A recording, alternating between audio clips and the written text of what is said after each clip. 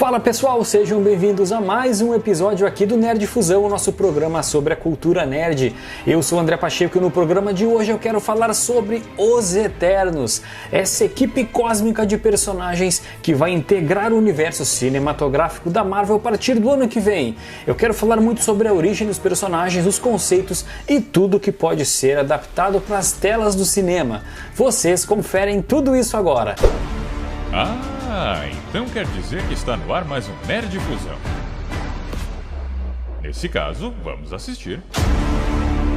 Em 1976, o mestre Jack The King Kirby, após um tempo na DC Comics, ele retorna para Marvel a pedido do seu amigo Stan Lee, que lhe deu carta branca para usar toda a sua criatividade e trazer novos personagens para o universo Marvel dos quadrinhos.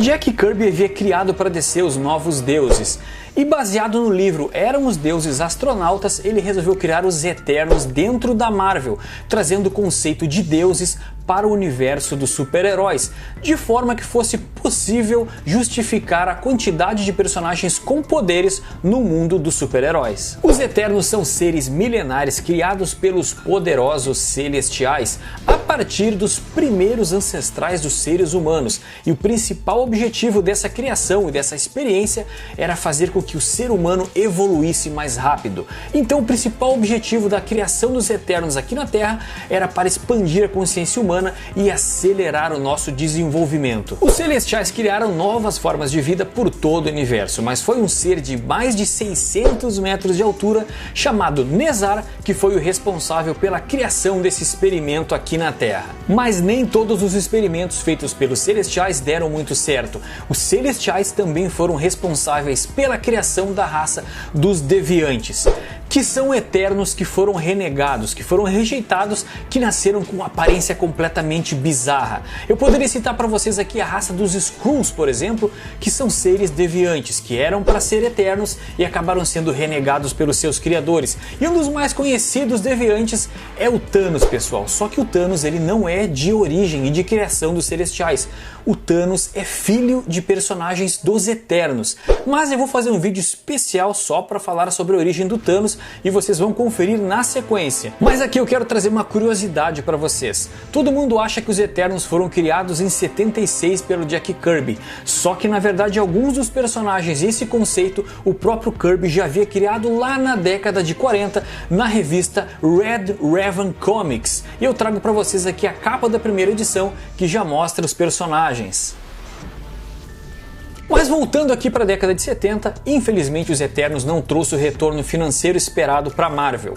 Na verdade, o Jack Kirby queria inicialmente criar uma saga separada, somente para falar dos Eternos, sem misturar com o conceito já criado de personagens clássicos, como por exemplo o Capitão América. E na medida que as histórias foram se cruzando, os Eternos foram ficando cada vez mais deslocados, porque eles eram muito poderosos, extremamente poderosos, enquanto o público se identificava mais com personagens mais humanos, como o Capitão América, por exemplo, Homem-Aranha e todos os outros clássicos que nós já conhecemos da editora Marvel. E então o projeto foi engavetado para 30 anos depois ele ressurgir no universo da Marvel nos quadrinhos. O Joe Quesada, o editor-chefe da Marvel Comics, resolveu trazer de volta os personagens 30 anos depois.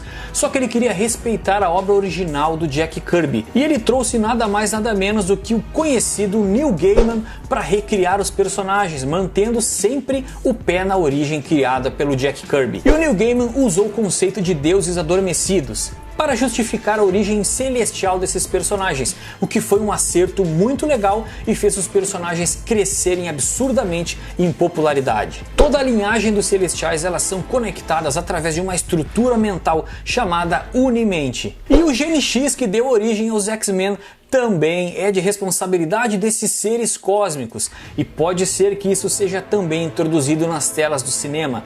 Talvez os Eternos sejam os responsáveis por dar origem aos primeiros mutantes na Terra, Isso é apenas uma teoria, mas pode ser muito útil daqui pra frente. E os maiores poderes dos Celestiais é manipular a energia cósmica. Eles podem fazer várias coisas. E eu vou citar para vocês aqui os principais poderes dos Eternos.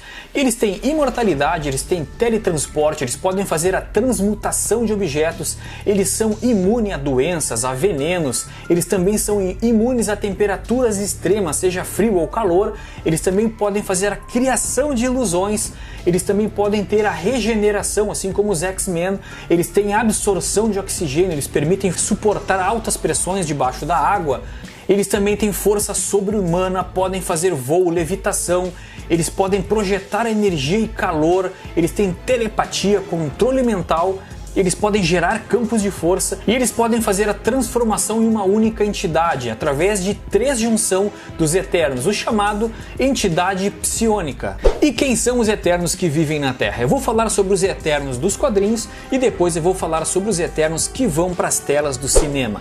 O primeiro que eu quero falar é o Icaris, que é um membro dos Eternos. Ele cresceu e nasceu aqui na Terra. Ele é chamado de Eterno Polar devido ao fato dele ter nascido na Sibéria. Ele é um dos grandes líder da sociedade dos Eternos, principalmente por ele ter sido responsável por tirar os Eternos do anonimato. A Cersei é uma das personagens mais poderosas dos Eternos. Ela tem a capacidade de manipular energia em nível subatômico, só que a Cersei tem um problema. Ela não gosta de ser um Eterno, ela gosta de viver entre os humanos, inclusive ela já fez parte da equipe dos Vingadores. E tem um arco muito legal da Cersei que ela se junta com o Cavaleiro Negro, que no cinema vai ser interpretado pelo Kit Harington, o Jon Snow de Game of Thrones, mas isso eu vou falar depois. Athena é filha de Zuras. A personagem nasceu com o nome de Azura, mas o seu pai decidiu mudar o nome para Athena após um acordo com Zeus. Ela teve 2 filhos com o Senhor da Guerra dos Deviantes, Crow, que também pode vir a fazer parte do universo dos cinemas. É um dos maiores vilões dos Eternos. E de acordo com a mitologia da Marvel, a cidade de Atenas foi construída para homenagear Athena. O Domo é um personagem que se dedica absolutamente à tecnologia, é um aliado muito forte do Icaris. O Ajak é um dos combatentes mais conhecidos dos Eternos. Ele também é considerado um Eterno Polar, só que no cinema ele vai ser interpretado por uma mulher. Só que mais na frente eu vou falar sobre isso quando eu começar a falar sobre o elenco. O Kingo é um personagem que nasceu no Japão. Esse Eterno desenvolveu a habilidade lá da era dos samurais, mas já nos tempos modernos ele aproveitou todos os seus conhecimentos marciais para se tornar um grande astro de ação. O Gilgamesh é um dos personagens mais poderosos e mais fortes de todos os Eternos. Muitos acreditam ainda que ele nasceu ainda durante o período Neolítico. Devido ao seu tempo de permanência na Terra, ele aprendeu milhares de estilos de luta, o que faz dele um dos mais poderosos Eternos. O Cronos é o pai da Azura e do Mentor, que teve uma grande batalha contra o próprio irmão, mas após a batalha ele passou os dias a se dedicar à sua vida em prol da ciência. Diante de um experimento, o Cronos morreu tendo seu corpo dissipado em átomos. Atualmente ele continua existindo, mas como uma entidade temporal que vive num plano superior. Uranus é o irmão do Cronos, é um dos representantes da primeira horda de Eternos. Ele é famoso pela sua brutalidade em batalha. Ele foi banido por espaço após ser derrotado pelo irmão.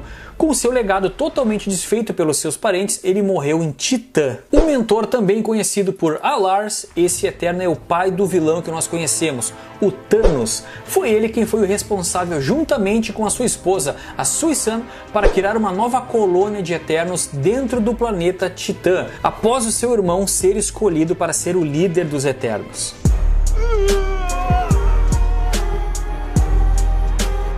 O Sprite é um personagem que nunca envelhece. Ele é famoso pelas suas trapaças. Ele tem uma enorme gama de poder que inclui telepatia, telecinese, ilusionismo e manipulação cósmica.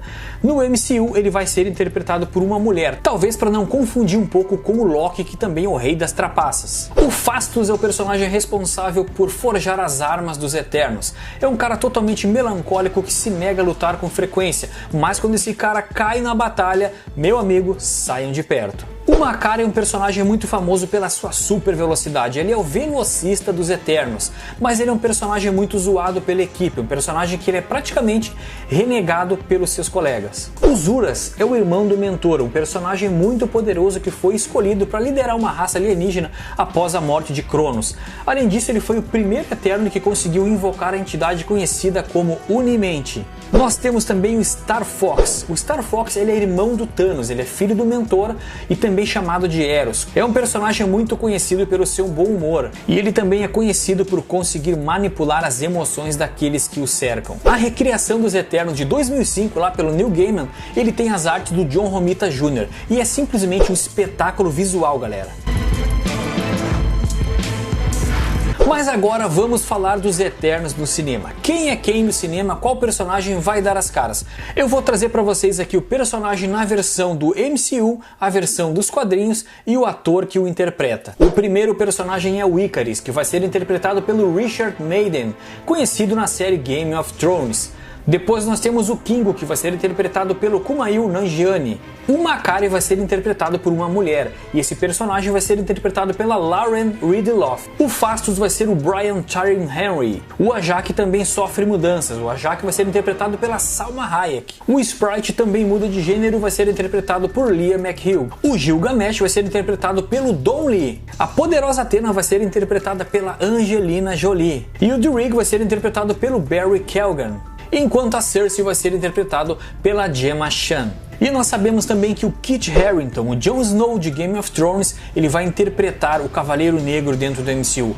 O Cavaleiro Negro existe desde a época do Rei Arthur, um personagem clássico que também já fez parte da equipe dos Vingadores, mas ele tem uma ligação forte com os Eternos porque tem um arco muito famoso onde ele tem uma relação amorosa com a Cersei. Como o Cavaleiro Negro vive há bastante tempo na Terra, ele também sofre alguns transtornos, e é um desses transtornos que o faz ter uma ligação com a Cersei dos Eternos. E os dois juntos partem para muitas aventuras no universo. Isso pode ser um gancho para a inclusão do personagem nesse filme. O filme Os Eternos teve a sua estreia adiada, pessoal. Devido a essa paralisação com a pandemia, a nova estreia agora vai ser no dia 12 de fevereiro de 2021. E agora que você já sabe um pouco mais sobre Os Eternos, eu quero ouvir a opinião de vocês. Deixa aqui nos comentários qual é a sua expectativa para esse filme, qual é o seu personagem favorito e o que você tem a dizer sobre essa grandiosa equipe de personagens. Não deixe também de se inscrever no canal, deixar o seu comentário, seu joinha, compartilhar o vídeo. Por enquanto é isso, pessoal, eu vou ficando por aqui, um abraço a todos e até a próxima.